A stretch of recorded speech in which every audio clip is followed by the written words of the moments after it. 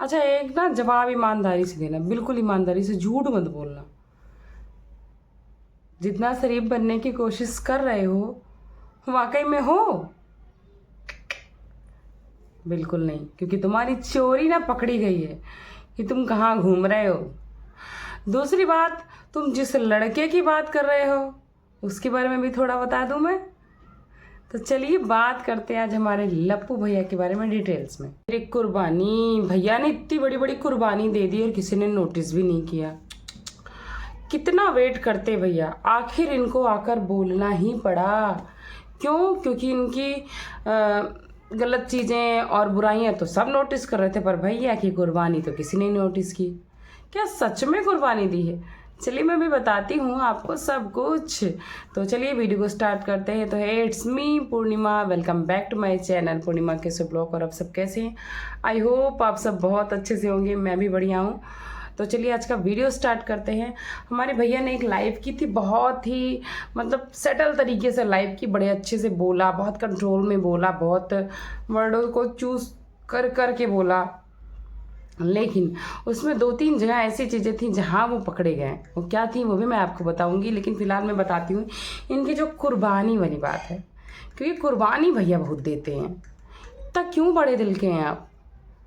और आप लोग बताना गाइस कि आप लोग को लगता है कितने बड़े दिल के हैं ये? भाई मुझे तो कहीं से भी नहीं लगता कि भैया इतने बड़े दिल वाले भाई। ये बोल रहे हैं कि उस कंट्रोवर्सी के टाइम में आज अगर कोई चुप है, बड़ा इज्जतदार बनाया है, तो उसके पीछे मेरी कुर्बानी है। मैं इतना बेइज्जत हुआ हूँ, मैं इतना बदनाम हुआ हूँ, क्यों? क्योंकि मैंने कुर्बानी दी है।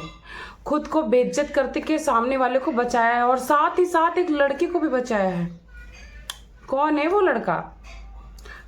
जी हाँ, समझ गया आप लोग। ये जी हाँ, बात कर रहे हैं महल जी के बारे में। तो क्या सच में इन्होंने महल जी को बचाया है? इतनी बड़ी कुर्बानी, और उसके बाद थैंक यू तो ये उन्हीं को बोल रहे थे। भैया अपनी ही बातों में फंस जाते हैं। दूसरी बात ये बोल रहे हैं कि जो लोग कंट्रोवर्सी के टाइम मेरे ही अगेंस्ट वीडियो बना रहे थे, हमारे फ्रेंड सर्कल के लोग, उन्होंने मेरा साथ छोड़ दिया था, आज वही लोग मुझसे मदद मांग रहे हैं। सच्ची में अगर मांग रहे हैं तो भाई किस टाइप के लोग हैं आप लोग? कोई सेल्फ रिस्पेक्ट नहीं है आपके अंदर? जिस इंसान से आप इतना बेइज्जत हुए, इस तरीके से बेइज्जत हुए, क्या सोचकर आप वहीं पहुंच गए हो? दुनिया में पूरी दुनिया खत्म हो गई, कोई मदद नहीं कर पाएगा। दुनिया के सबसे बड़े जानकार, सबसे बड़े महापुरुष यही हैं। हद है यार। फिर तुम, और इन्होंने जो मलेशिया का टावर दिखा दिया था, उससे सब लोगों ने मान तो लिया था कि ये मलेशिया में गया, पर अभी भी मलेशिया में है जी नहीं। आप ना बिलीव नहीं हो, गूगल कर लेना, और जिन्होंने टाइम बताया है लाइव में जाके एक बार मैच कर लेना।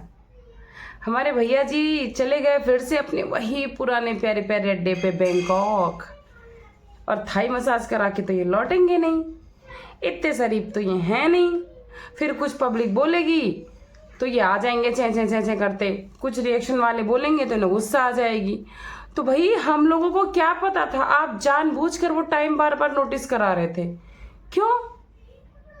क्योंकि आपको पता है कि बहुत सारी पब्लिक है जो इतनी गहराई से बारीकी से देखती है, कंपेयर करेगी, अफवाहें उड़ेंगी, और उसके बाद बनेगा कंट्रोवर्सी। कंट्रोवर्सी से मिलेगी हाई फाइव, से मिलेंगे डॉलर व्यूज, सब ये डॉलर व्यूज के चक्कर में ये लोग अपनी इज्जत खुद उतारते हैं और खुद महान बन जाते हैं। और दूसरी बात ये बोल रहे हैं मैं ये एक इंटरनेशनल स्कूल का ब्लॉगिंग शूट कर रहा था। क्या वही ब्लॉग है जो आप दिखा रहे हो? क्या वो मलेशिया का ही है? और आप इतने बड़े दिल वाले नहीं दिखते हो कि आप कोई ब्लॉग शूट करो उसको अपलोड ना करो। भाई मैं तो नहीं डाइजेस्ट कर सकती। आप लोग जो देख रहे हो बताना, आप लोगों में से किसको किसको ये बात डाइजेस्ट हो रही है कि हमारे लप्पू भैया ब्लॉग शूट करे इतनी मेहनत से और अपलोड ना करे? जो बंदा तुरंत शूट करके तुरंत अपलोड करता, दिन में 4-4 5-5 ब्लॉग, और भाई तुम बता रहे हो कि हमें टाइम नहीं है, टाइम नहीं है, इतनी मेहनत, इतना काम, इतना प्रेशर है, तो तुम्हें ये रिएक्शन वाले वीडियो देखने का कहाँ टाइम? हम लोग को रिएक्शन देखना होता है, 4 वीडियो देखने में एकदम दिमाग जल जाता है, टाइम निकालना पड़ता है शूट करने के लिए, जो टाइम हम उस पर अपलोड नहीं कर पाते। और भाई साहब एक एक रिएक्शन देखते हैं और बड़ी बारीकी से देखते हैं। एक एक कमेंट पढ़ते हैं, बड़ी बारीकी से पढ़ते हैं भैया, कहाँ से आता है इतना टाइम? वहाँ इंटरनेशनल काम से गए हो। कौन सा इंटरनेशनल काम है? आपका भाई तो बोल रहा था हमारे बहुत सारे धंधे चलते हैं। कौन सा धंधा चलता है? वही सूखे नशे वाला धंधा करते हो क्या? स्मगलिंग करने गए हो?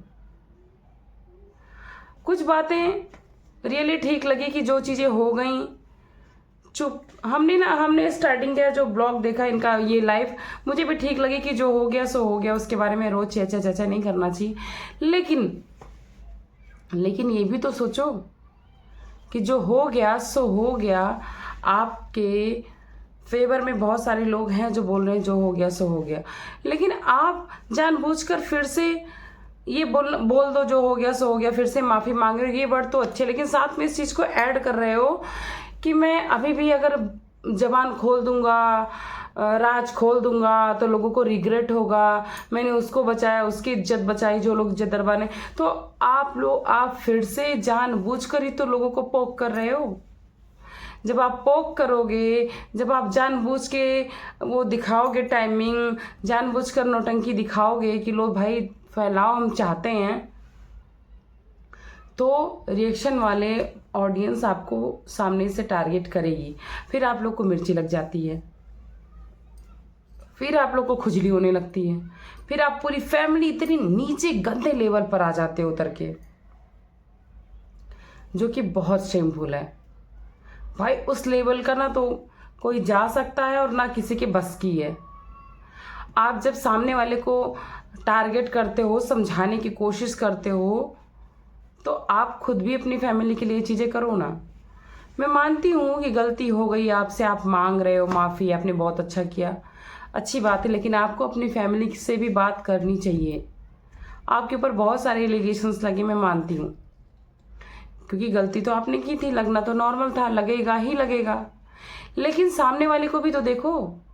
आपका तो जो नुकसान हुआ उससे ज़्यादा भरपाई हो गई, और सामने वाले की देखो, उसका जो नुकसान हुआ भरपाई नहीं हुई।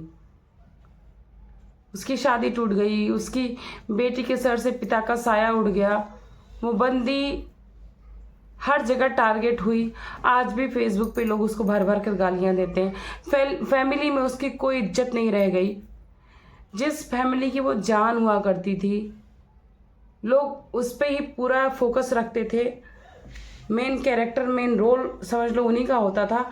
आज उस फैमिली में लोग उससे किस तरह की बातें कर रहे हैं, आपने कभी देखा?